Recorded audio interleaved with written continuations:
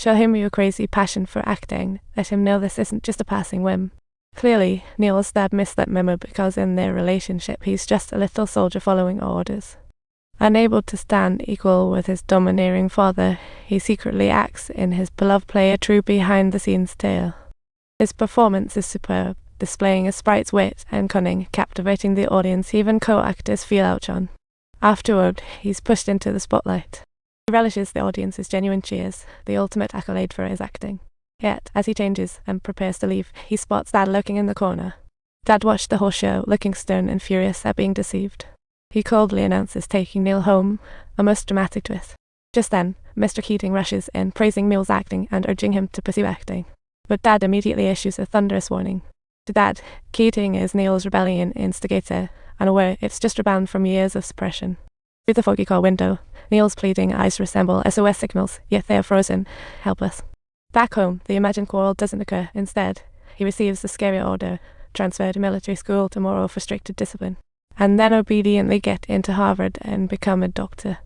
Neil just can't comprehend why he has to bury his youth for Dad's dreams. Why can't he call the shots for his own future? Neil argues with his dad to share his true thoughts, but Dad stopped dreaming of acting instantly crushes his hopes. A little sprite crown in his hand is his last stand, and a big sigh of resignation. As his parents act like a pair of carefree lovebirds getting ready for bed, Neil's final act quietly unfolds under the weight of the night. He dons the sprite crown representing his dreams, like a bird trapped in a dragon's embrace, gazing at the distant sky, sighing all alone. He seeks another way, chasing his dream stage. He takes the cloth-wrapped gun from a locked drawer, viewing life as his last protest. That night, he sings his final aria. Startled awake by a bang, Dad rushes to Neil's room, finding it empty. Panicking, he rushes downstairs to find the study door open. Stepping in, he sees white smoke dancing, mixed with the acrid gunpowder smell. His heart races as he approaches, only to discover a gun and Neil's outstretched, desperate arm. Neil's death was a painful saga, and only today he finally breathed his last. In the morning, Todd is woken by classmates to Neil's death. Snow blankets the earth like last night's tragedy, evoking nameless sorrow in Todd. In Todd's memory, Neil was always lively and loud, with someone always ready to listen to his tales. He's an outstanding performer, captivating all audiences. He led the Dead Poets Society, always a class example. Such a perfect guy should have a glittering life, so why did he choose to end it all just after his dreams set sail? Subtitle, undoubtedly. It's a clear-cut murder, love, and kidnapping between father and son fired the bullet leaving him lonely. The school holds a memorial for Neil, but the principal's reminiscences are devoid of sorrow, only anger fueled by disappointed parents smoulder. Every close friend becomes a target for judgment. One named Cameron, fearing expulsion, spills all the secrets of the Dead Poets Society, claiming Mr. Keating is to blame. Yet Cameron doesn't budge. He urges people to let Mr. Keating take the fall. They shouldn't ruin their lives over this.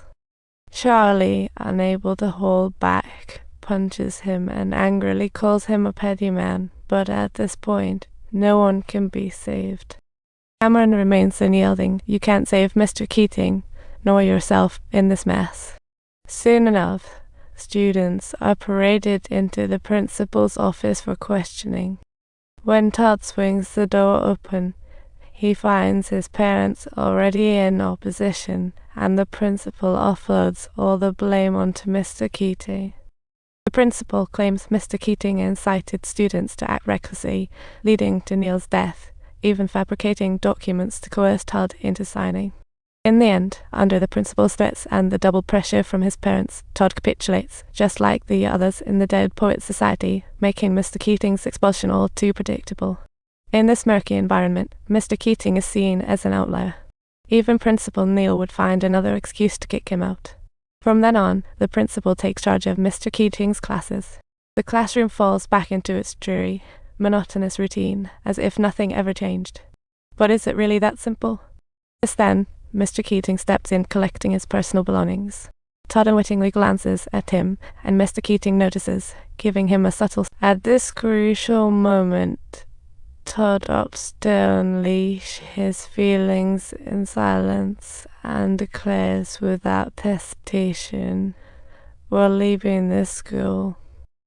Leaving Mr. Keating I declared that we're leaving Mr. Keating, Captain. Please sit down, Mr. Anderson. The shyest student ever now raises resistance his banner, inspiring all brave here. Did you catch that, Captain?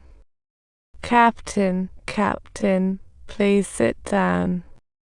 Sit down, all of you sit down. I said sit down. Sit down. Stay away from Mr. Keating. Sit down. I'm telling you to sit down. Can you hear that, Captain? Captain, please take a seat. Growth is not merely about the accumulation of years, rather, it's about the awakening of your soul. Those once indifferent, lifeless classmates are now standing tall and strong under the captain's gentle guidance. Subtitles. They might be confronted with expulsion, but at least they have discovered their inner voices. The road ahead may be rough, but I believe these young souls will find themselves in a bright future. Let's return to the opening line of this review. Ask yourself, am I that boy who's been dead inside for far too long?